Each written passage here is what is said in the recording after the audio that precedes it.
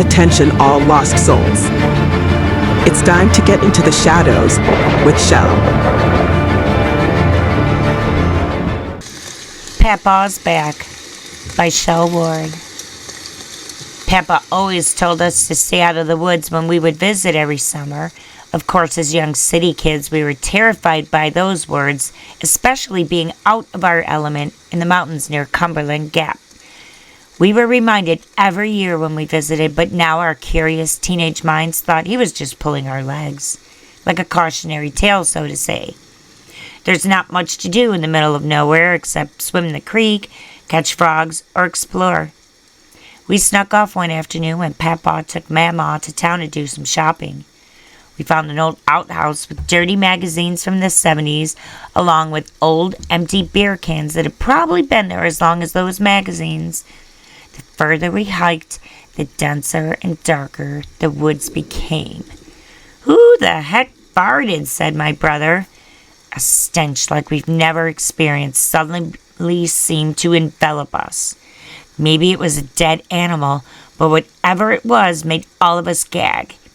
It was then that we began hearing noises, as if someone or something was banging on a tree with a log.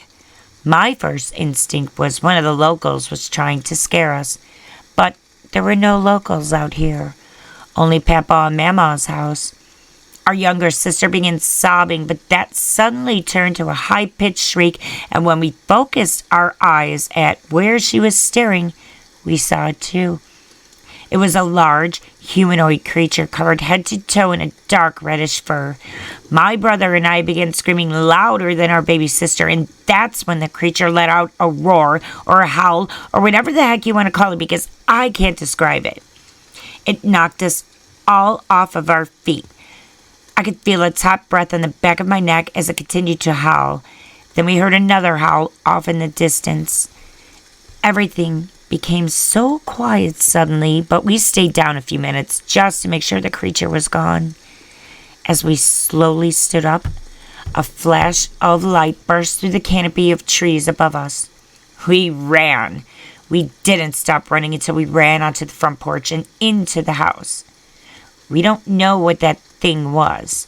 We didn't dare mention it to Mama, and especially not Papa, but I think he knew. He saw the look of fear in our faces, but he never questioned it. He just stared at us, then turned and walked away. Papa and Mama have since passed on, but I occasionally think about what I saw on Papa's back years ago, through his white, sweat-soaked shirt while splitting wood. 5 long scars from the top left shoulder to the middle of his back. I wonder if those scars matched the claw marks we also found while hiking in the woods many years ago. And now, back to the Paranormal Guys podcast.